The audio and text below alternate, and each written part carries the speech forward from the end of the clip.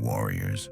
Imagine being thrown into the world with nothing, no freedom, no money, no power, not even a body that fully obeys you. You're born a slave. Your leg is crippled. You're owned by another man. And still, you become one of the most powerful minds in history. That was Epictetus. Now listen carefully. You think your problems are what's happening to you. Epictetus says your real problem is what you think about what's happening to you. Your job, not up to you. Your health, not up to you. Your family, your reputation, your followers, the economy. None of that is truly yours. But your mind, your judgments, your choices, that's where your power lives. We are not disturbed by things, he said, but by the opinions we form about them. And here's the part that stings. If you suffer, it's not life, it's you. If you're afraid, it's not the world, it's your thoughts. You want freedom. You want unbreakable confidence. You want to stop spiraling over what you can't control. Then you need to train your will like a warrior. This video is that training, not soft advice, not philosophy for academics, but raw, practical Stoic fire forged from one of the most powerful minds of all time for real life. Right now, if you can handle the truth, stay with me. Let's get to work. The only thing that's really yours. Let's start with a brutal truth. You don't control your body. You don't control your reputation. You don't control the weather, your past, or what people think of you. You don't even control your next breath. So what do you control? Epictetus put it simply, some things are in our power, some things are not. And if you mix the two up, you're going to suffer badly. Let's break it down. What's in your power? Only this: your judgment, your choices, your will, your prohairesis, as Epictetus called it. It's your ability to decide what something means, to say yes or no, to give assent or not. Nothing more, nothing less. So when someone insults you, that's not the problem. The problem is your belief that insults mean something about your worth. When you lose money, that's not the issue. The issue is your belief that money equals safety. Your suffering is never from what happens, it's from what you think about what happens. Now imagine this, you're walking down the street. It's raining, cold. People bump into you. You spill your coffee. You just got laid off. And suddenly, everything feels like it's collapsing. But now insert a Stoic voice in your head. Epictetus whispering, what part of this is really up to you? The rain? No. Other people? No. The job? No. The spilled coffee? Definitely not. But your reaction? Your mindset, your inner calm. That's yours. 100%. That's your domain. That's the only battlefield that matters. Now, here's where it gets practical, not just poetic. Let's say someone humiliates you in public. You get mocked, belittled, they spread lies. Epictetus wouldn't say you should feel okay about it. He'd say, what do you control in this situation? Can you stop them? No. Can you control what the crowd thinks? No. Can you keep your reputation clean? Nope. But you can decide not to internalize it. You can say, this is outside my sphere. I didn't consent to that judgment. It's not mine. That's not detachment. That's mastery. Train this like a muscle. This isn't just theory. This is daily, brutal mental training. When you see someone in mourning, do not say, he has suffered a terrible loss, but rather, his grief lies in his opinion about what has happened. It sounds cold, but it's not about being heartless. It's about clarity. If you lose someone you love, the pain is real. But the despair, the spiraling, the mental collapse comes from your belief that you cannot go on. Epictetus isn't telling you not to feel. He's telling you not to drown in what you can't control when you still hold the rudder. You may fetter my leg, he says, but not even Zeus can get the better of my will. That's Stoicism in one line. The slave who was freer than his masters. Let's go back to Epictetus. He was born a slave. His leg was twisted by his master until it broke, and Epictetus supposedly said, calmly, "I told you it would break." Did he rage? Did he scream about injustice? No. He just said, "You can injure my body, but my mind is still my own." Think about that. Most people today panic if someone posts a bad comment on social media. Epictetus had his leg crushed and kept his cool because he had something stronger than status, stronger than money, stronger than muscle. He had self-command. And that is the one thing the world can't take from you, unless you give it away. Your life is a stage and you're just an actor. Here's a metaphor he loved. Remember, you are an actor in a play. The playwright assigns your role long or short, tragic or comic. Your job is not to demand another script. Your job is to play your part well. You may be poor. You may be rich. You may be disabled. You may be gifted. But you didn't choose your role. You can choose how well you play it. Some are born to be kings. Others, farmers. Some teach. Some clean toilets. Doesn't matter. The Stoic question is, did you show up fully for your part? Did you bring virtue, strength, and clarity even when no one was watching? Because if not, Epictetus would ask, then why are you on the stage at all? Get brutally honest with yourself. Ask yourself, do you act like you control things you don't? Are you wasting your energy trying to change other people?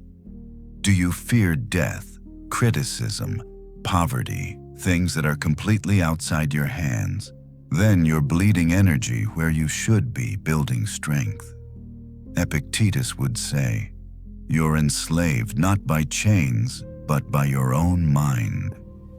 Real freedom is not doing whatever you want. It's wanting only what you can control. Not manifest your dream life, but master your reactions. Not don't let anyone disrespect you, but let them bark your peace is yours. Not win every argument, but you don't need to argue with someone you pity. That's the shift. You stop needing the world to play nice. You just play your role right. How to become untouchable. Training the inner fortress. Let's talk about resilience, not the social media version. Not the get up and grind quotes pasted over mountain pictures. We're talking about real, unshakable, carved into your soul stoic resilience. And here's what Epictetus would say. You don't become unbreakable by avoiding hardship. You become unbreakable by training through it. Pain is not your enemy, it's your coach. Modern life tells you to run from discomfort. If you feel anxious, scroll. If you feel pain, distract. If you feel lost, escape. But Epictetus trained his students to do the opposite. He said, when something happens, the first thing you must say is, this is not what I wanted, but it's what I was made for. Did you catch that he reframed adversity as a call to arms? Your obstacles aren't interruptions, they're assignments. Lost your job, broke your ankle, got humiliated, perfect. That's your next training ground. The inner fortress. Imagine your mind like a fortress. No one can invade it unless you open the gates. Insults, they bounce off the walls. Failure, it knocks but finds no door. Loss, it howls, but there's no key. Because inside, you've built discipline, self-awareness, control over your emotions. But here's the uncomfortable truth. Most people, they've built a tent, not a fortress. The wind of a rude comment and they collapse. Epictetus said, "If you want to improve, be content to be thought foolish and stupid. That's the price of freedom. Letting go of needing to be seen a certain way. When people test you, thank them." Here's a paradox Epictetus loved. If someone acts unjustly toward you, don't hate them, thank them. Why? Because they've just revealed a weak spot in your mind. That sting, that anger. It shows you where you're still vulnerable. You thought you were stoic, and then someone ignored your message and you raged. You thought you were disciplined until your ex posted a photo and your peace fell apart. Good. That's feedback. That's the work. Don't complain. Train. The Stoic gym. For Epictetus, life was a gym for the soul. Death, a sparring partner. Insult, a weight to lift. Failure, resistance training. Poverty, endurance drills. So he'd ask, do you think Olympic athletes win by avoiding pain? Or do they embrace it? Because it shapes them. Same with life. You become powerful not by getting easier problems, but by getting stronger in the face of any problem. Flip your frame. Epictetus trained his students to flip every situation upside down. This is happening to me. Wrong frame. Try this is happening for me. Why is this so hard? Wrong question. Ask what part of me needs strengthening there against me. Wrong focus. Try. This is revealing my attachment to approval. He even said, if you are insulted and it stings, the wound is in you, not in their words. Let that one hit. Control your judgment. Control your life. This is where it gets surgical. Let's say someone betrays you. They lie. They ghost you. They smile in your face and stab you in the back. Now pause. What exactly causes your suffering? Not the act, not even the betrayal. What causes the pain is your judgment that this shouldn't have happened. Epictetus calls this a fantasia, an appearance, a story. So here's the move. Step 1, notice the story. They shouldn't have done this to me. Step 2, challenge it. Why not? Who promised me a betrayal-free life? Step 3, reclaim your power. They acted according to their nature. I choose mine. Boom. Freedom. Most people say, if I could just change the world, then I'd be at peace. Epictetus flips it. If I could just master my mind, the world can't touch me. And it's not just theory. This is the mindset he trained every single day. When the Roman elite came to visit him, emperors, generals, and senators, they left changed. Not because he gave them motivational quotes, but because he asked one hard question. If your life is full of pain, are you sure it's the world's fault? Try this right now. For 10 seconds, just observe your thoughts. Who's in your mind right now? Your boss, your partner, someone who hurt you, your past.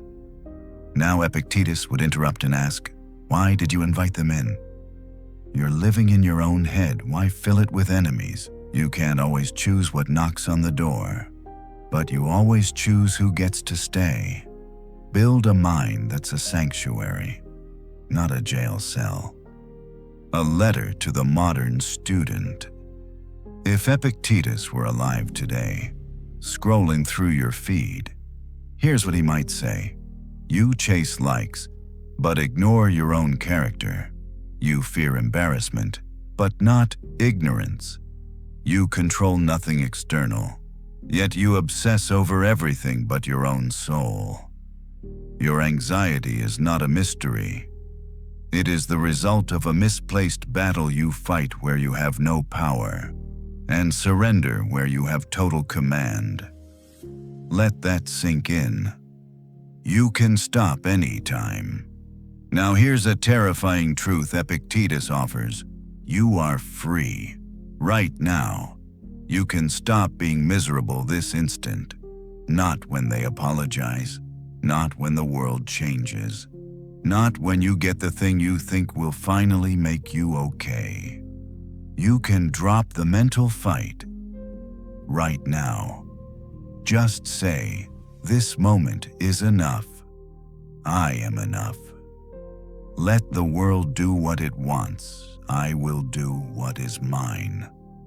That's power. That's Stoicism. And that's the invitation.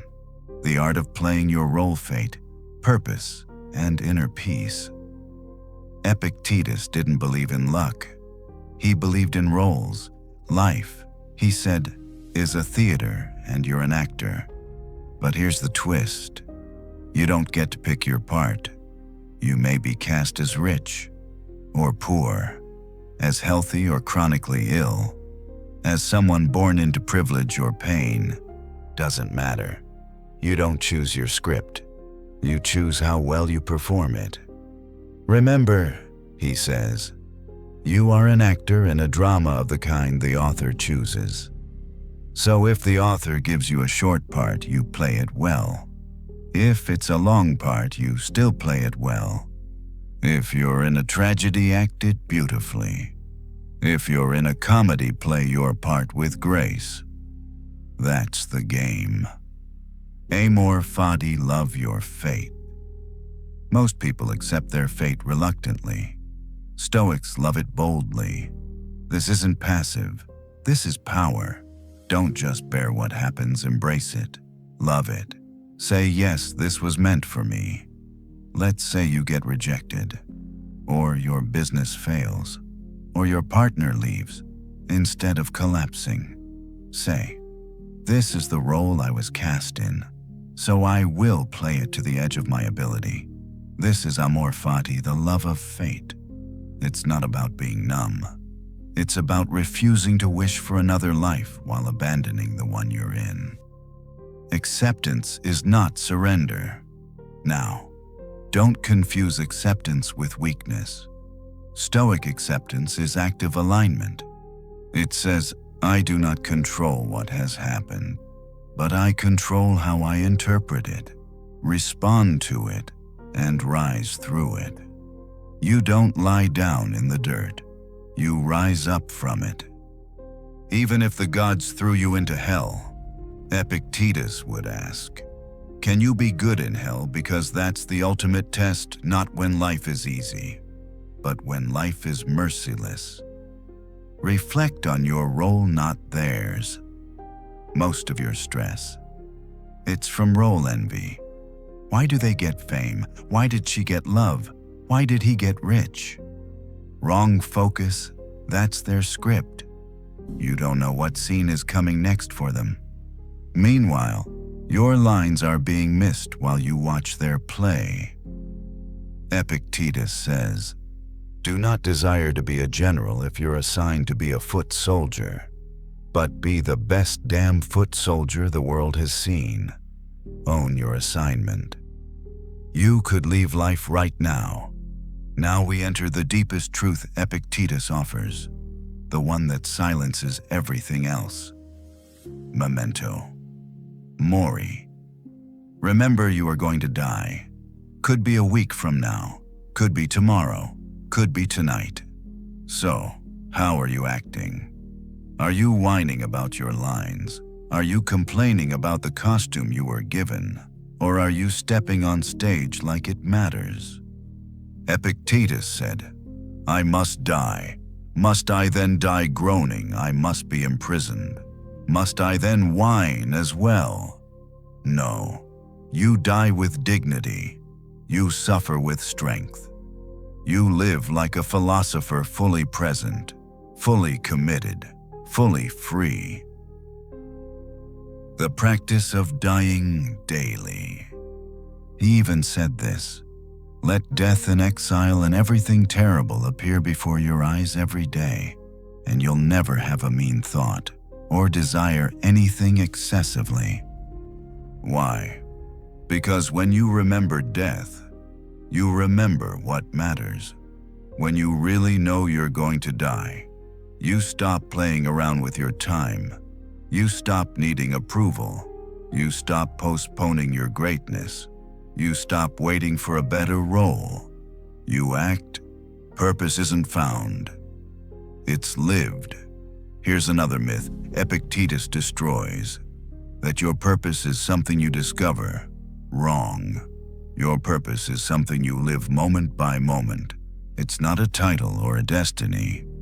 It's this question, repeated endlessly. Am I doing the best with what's in my hands right now? You don't have to write books.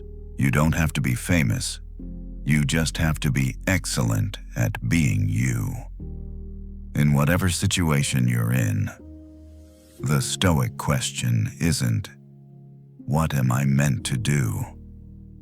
It's, what part am I playing? And how can I play it with excellence, courage, and truth? Flow with the river, don't fight it. Imagine life as a river.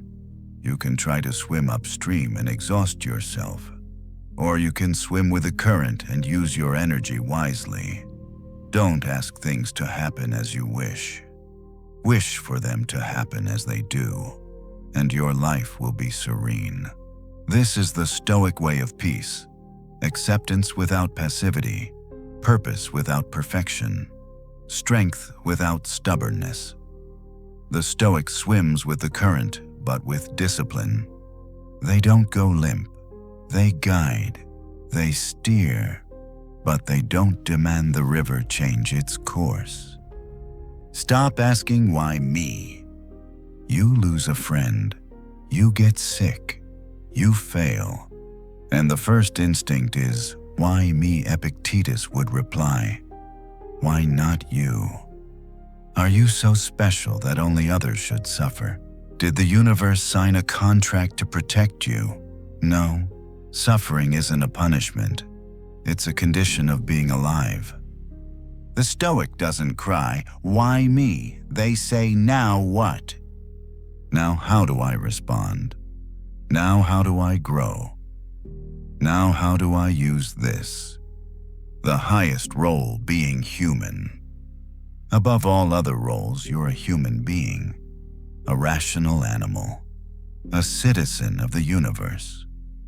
So Epictetus says, never forget you are a son of God. You carry a fragment of the divine. Your mind is not just biology. It is reason, spirit, fire. And your duty is not to live forever, but to live well for however long you're given. That means aligning with nature, fate, and reason. It means being excellent at the job only you were born to do, the one you didn't ask for, but were perfectly equipped to fulfill. The war within, conquering desire, anger, and ego the Stoic way. Epictetus didn't sugarcoat anything. He believed the greatest war you'll ever fight is the one happening inside your own mind. And if you lose that war, you'll be a slave even if you sit on a throne. But if you win, you could be in chains and still be freer than a king. Let's go to the front lines. Enemy number 1, desire, the first enemy. Desire, not love, but craving. Desire is when your happiness depends on something you don't control. The promotion, the praise, the perfect body, the perfect partner, the like count. And Epictetus said bluntly, Freedom is not achieved by satisfying desire, but by eliminating it. Because every time you attach your peace to something external, you hand over your power. That's a deal with the devil. You're saying, I can only feel okay. If I get this thing, I can't guarantee. That's not freedom. That's addiction. And the Stoic response, starve it. Cut the chain. Detach. Not by hating what you want, but by questioning why you need it. Deprivation. Training. Epictetus didn't tell his students to read more. He told them to go without. Eat the plain meal, sleep on the hard floor, walk instead of ride, wear simple clothes. Why? To remind themselves, I can be okay even without comfort.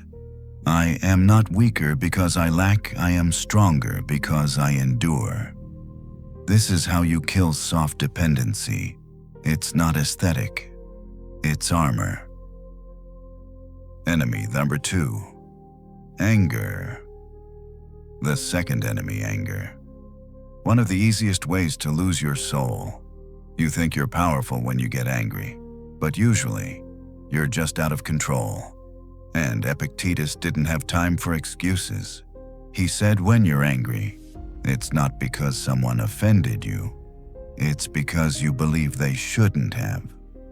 In other words, you're not mad at them. You're mad at reality.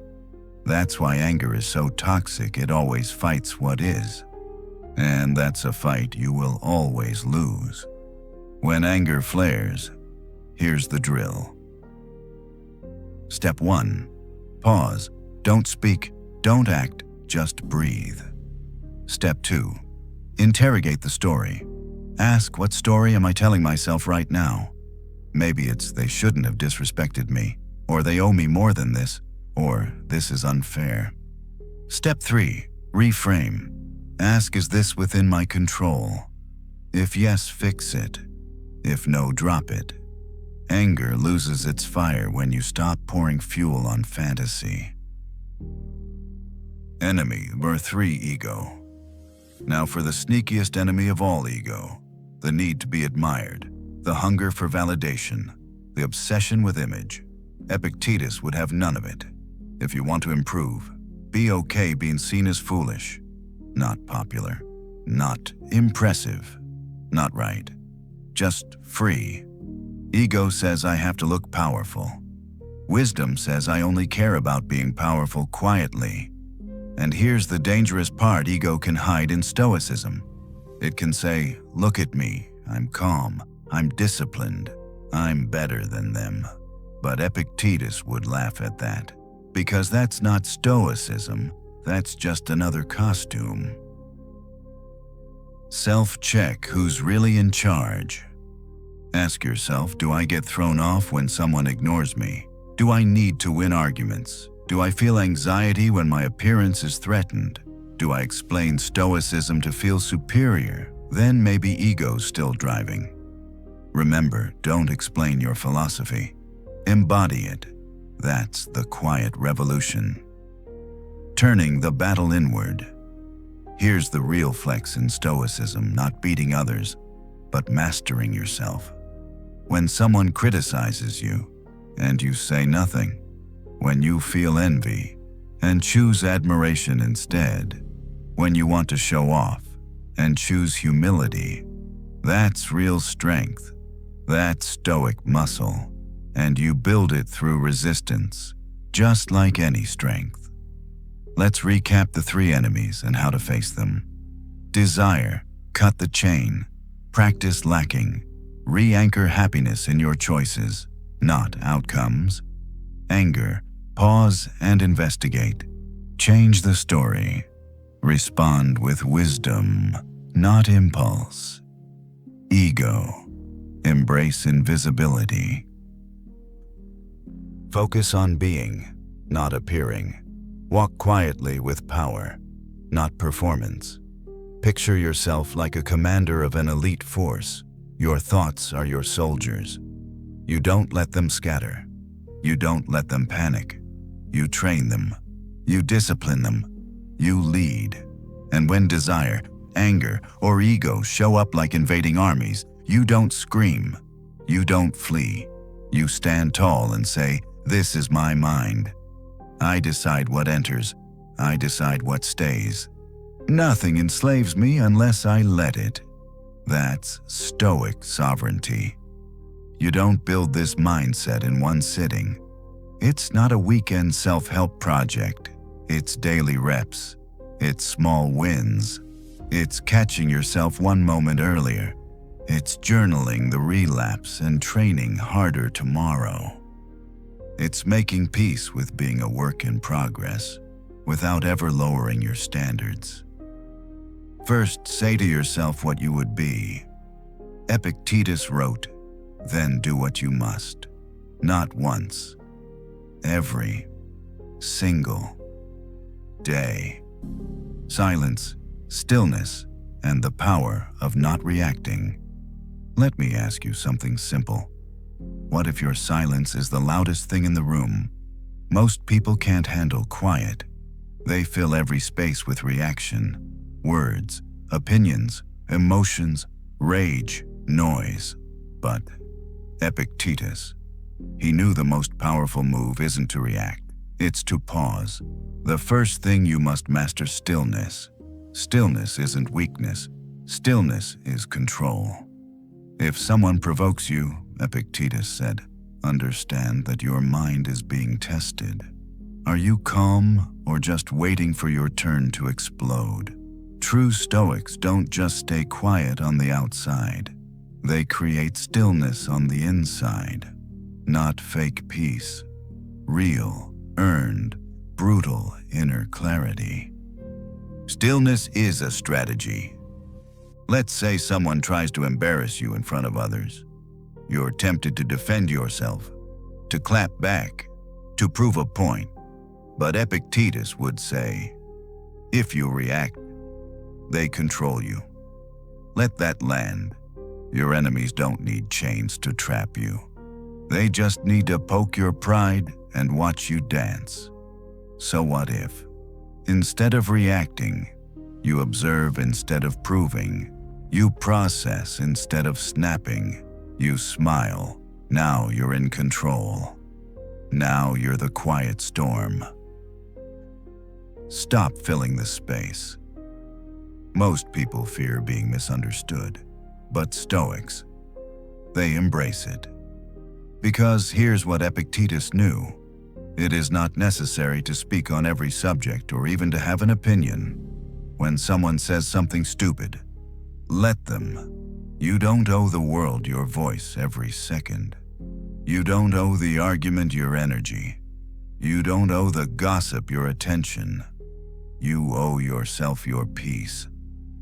Think of your mind like a fortress again. But this time the enemy isn't outside. It's that urge inside you to react, to fire back, to defend, to be right, to be heard. That's the enemy you need to defeat. So here's your exercise. Breathe when triggered. Don't act on first impulse. That's animal instinct, not reason. Repeat this mantra. Is this mine to carry? Choose stillness over stimulation. Let the emotion rise. Watch it. Don't move. You'll feel powerful. You'll feel untouchable. You'll feel free. Because now you're no longer puppet, you're the one pulling your own strings. The illusion of control. Through volume. Let's be real. We often talk to prove something that we're smart, that we're innocent, that we're in charge, that we're not afraid.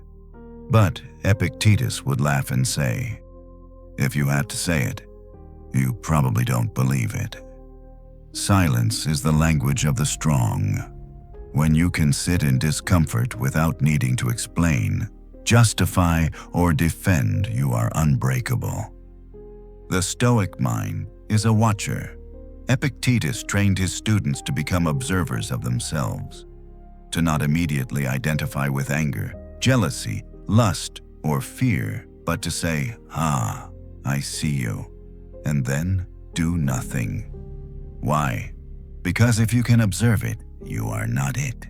You are something above it. That's stillness. Stoic stillness isn't weak. It's wild. Let's be clear. This isn't passivity. This isn't weakness. Stillness isn't tame. It's wild.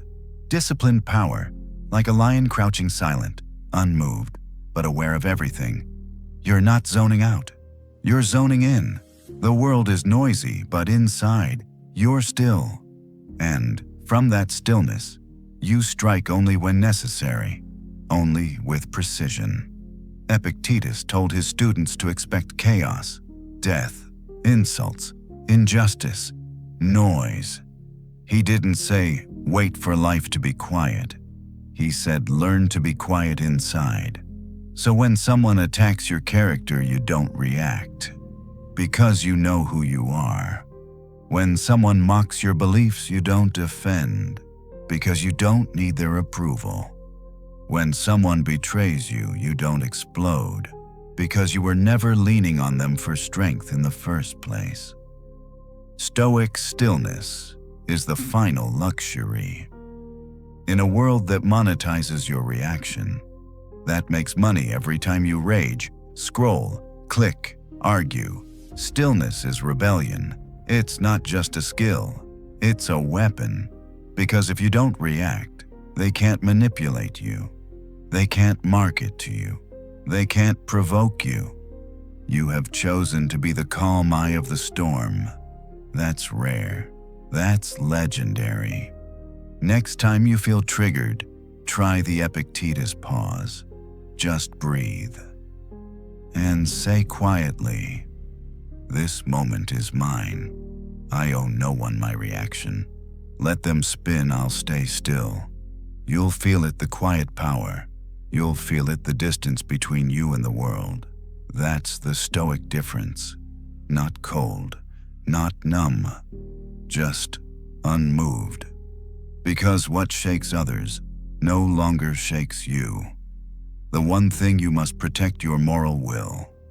Of all the things Epictetus taught, there was one concept he considered sacred. One domain no tyrant, no illness, no poverty, no death could ever touch. He called it Prohairesis, the moral will. Your moral will is you, the true you. Not your job, not your image, not your body, family, or circumstances, but your power to choose what is right, even when everything else collapses. What is prohairesis? In Greek, prohairesis means something like deliberate choice, rational intention, your inner judgment seat. But Epictetus wasn't just being poetic. He meant something very specific. Prohairesis is your ability to choose how to interpret events, how to respond to them, and whether or not to keep your character intact, no matter what. That's it. That's the one thing that's truly yours. Everything else loaned. The test of power, what can be taken from you. Let's test your life. Strip away your money, beauty, status, social media following, career, comfort. What's left if your answer is nothing? Epictetus would say, you've built your identity on a pile of sand. But if you say, what's left is my will to be honest, courageous, calm, and just even in fire, then no one can break you, because they cannot reach you. Let's rewind to what Epictetus really said. You may bind my leg, but not even Zeus can enslave my will. He meant that nothing external can damage your moral character unless you let it. Someone mocks you that doesn't touch your will. They take your job, still can't touch it. They throw you in prison, still yours, unless you surrender it yourself. And that, Epictetus said, is the ultimate tragedy, to hand over your mind to others, to give away the one thing that makes you free. You are the guardian of your moral will. Imagine this. Your moral will is a sacred flame. The world throws dirt at you. People spit, mock, attack, abandon. But inside, that flame remains untouched unless you let it go out. That's your job, to protect the flame. Don't let your brilliance be dimmed by the ignorance of others. Epictetus would say, "Let them rage, let them lie. You remain rooted in truth." Here's a real-life thought experiment. You're framed for a crime you didn't commit. You lose your job. Your friends turn away. The world believes the lie. Now ask yourself, can I still choose to be honorable, even when no one sees it? That's the moment. That's the test of the soul. Because if your morality depends on reward, approval, or praise, it was never real. But if you stay righteous, even in disgrace, you've found Prohairesis. You've become untouchable. Your only true possession. Epictetus repeats this one phrase like a mantra. Make the best use of what is in your power and take the rest as it happens. So what's in your power? Judgment, action, character. What's not outcome? Reaction, result. Your peace comes when you stop trying to own what was never yours and take full ownership of what always was. No one can insult you unless you agree. Here's something that will change your life. You are insulted only when you agree with the insult. Think about that. If someone calls you worthless and you don't believe it, it lands nowhere. But if you think you might be worthless, now the insult burns. So Epictetus says, before reacting to others, examine your own judgments. Your pain doesn't come from their words, it comes from your interpretation, and that is within your power. The final rule: never sell your soul. Every day, the world makes you offers. Give up your honesty, I'll give you money. Abandon your calm, I'll give you revenge. Trade your values, and I'll make you powerful. The Stoic answer: no deal, because no external reward can match the internal freedom of living with integrity. And no punishment is worse than becoming someone you can't respect. Ask this daily: what is mine to command, and then guard that territory like a warrior. Let others chase what they can lose.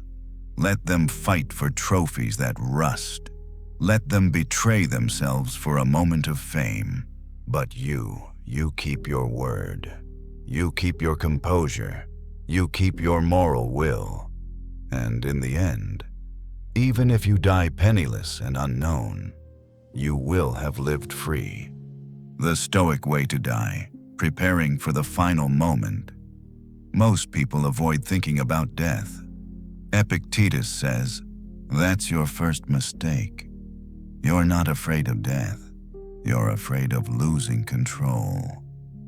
You're afraid of the unknown. You're afraid of unfinished business, unspoken truth, unlived life. But death is just a door. And every Stoic has already packed his bag. Memento Mori. Remember, you could die today. This was not a morbid obsession for Epictetus. It was his spiritual training. He told his students, keep before your eyes every day death and exile and everything that seems terrible, but most especially death. Then you will never do anything base, nor desire anything excessively. Why? Because when you remember death, trivial insults lose their power. You stop delaying what matters. You stop fearing the judgment of cowards. And most importantly, you begin to live. You don't choose how you die, but you choose how you face it. One of Epictetus's most powerful lessons comes from his vision of Socrates standing before his judges. Condemned to die. He didn't beg. He didn't grovel. He didn't break. He said, "If death is from the gods, then it is good. If death is nothing, then it is nothing to fear." And then he drank the poison. Epictetus was obsessed with this moment. He said it should be burned into your soul. It's not death that's frightening, it's the way you face it that matters. How the Stoic dies with dignity, purpose, and a smile. You may not get to pick the day or the way, but you do get to pick the spirit. Imagine you're told you have a terminal illness, or you lose control of your body, or a sudden crash puts your life on the line. Epictetus says don't scream, don't curse fate. Say instead, "I knew I was mortal." Don't go out flailing. Go out like a Stoic calm, just composed, free. Because even as your body breaks down, your will can remain undefeated. A mind prepared for any end. Epictetus told his students to rehearse death. Not once, every day. Close your eyes and imagine not waking up. Look at your loved ones and remember they are mortal too. Look at your own body and realize it's borrowed. This wasn't for sadness. It was to strip away fear, so that when the final hour comes, you can say, "I am ready. I have lived according to nature. I have fulfilled my role." If you can't face death, you can't face life. Here's the paradox. The more you fear death, the less you live. The more you accept death, the more you're free to live. Cowards die 1,000 times, but a Stoic, they die once, well, with eyes wide open. A brief role on the stage of life. Epictetus said, "Remember, you are an actor in a play the author chooses. If he wants it short, it is short. If long, it is long. If he assigns you the role of a beggar, play it well. If a ruler, play it well. This alone is your task, to play your role well. You don't write the script, you don't choose the ending, but you do get to decide how you play it, every scene, every word, every breath. So when the curtain falls, you bow, thank the audience, and exit like a philosopher. Death is the final moment to prove you lived well. The Stoic dies, not with fear, but with fire. Epictetus didn't fear death. He feared living dishonorably. He didn't fear pain. He feared a corrupted soul. He didn't fear exile, disease, or persecution. He feared only becoming less than he could have been. Ask yourself now, if death came tonight, what would you regret that you didn't forgive, that you didn't speak up, that you chased shadows instead of truth? That's the wake-up call. Use death, not to collapse in anxiety, but to ignite clarity. Because once you remember you're going to die, you start to become someone worth remembering. Amor Fati. Say yes to whatever happens. Don't ask for things to happen as you wish. Wish for them to happen as they do, and you will be unstoppable. Epictetus. Stop wrestling with fate. Imagine this. You're caught in a storm at sea. You're gripping the sides of the ship, shouting at the heavens, demanding calm, cursing Poseidon, and screaming, "Why me? Why now?" But Epictetus would lean in and whisper, "You are a fool. You were born into a world where storms exist." Why be surprised? This is where the Stoic meets reality. You don't control the storm. You don't control the tides. You don't control the winds. You control only your response. Fate isn't the enemy, your resistance is. Epictetus teaches fate is neutral. What turns it bitter is your refusal to accept it. You lose your job. Your partner leaves you, get injured, you can scream, or you can say, "Good. I was made for this. Let's see what I become now." That's Amor Fati. Not just accepting fate, loving it. Life is a series of assignments. Play your role well. He writes, "Remember, you are an actor in a play. The playwright decides the length and content. If he wants you to play a beggar, act it well. If a cripple, a ruler, a common man, play it well. Your job is to act the role given, not to choose it. Let that sink in. You don't get to demand the spotlight. You don't get to write your own scenes, but you do get to decide how you show up in every act. You can pout, or you can deliver your lines like a legend. Every obstacle is a doorway, if you see it right. Your business failed, your reputation took a hit, your dreams didn't go as planned. Epictetus would grin and say, "So what was life ever under your control to begin with? Fate hands you the brush. You get to decide how to paint with it. You either whine that the canvas is crooked, or you turn the flaw into feature. You become an artist of adversity." That's what Stoicism calls the discipline of assent, agreeing with nature, nodding at what is, and turning every blow into a badge of strength. Think of the greatest Stoic, Socrates. Sentenced to death, didn't flinch. Marcus Aurelius, ruling during plagues and war, remained serene. Epictetus, born a slave, lame in one leg, taught emperors. None of them cried. "Why me?" they all whispered. "Why not me?" They didn't just tolerate fate, they partnered with it. They turned the universe into an ally. What if you believed everything served you? Here's the radical Stoic mindset shift.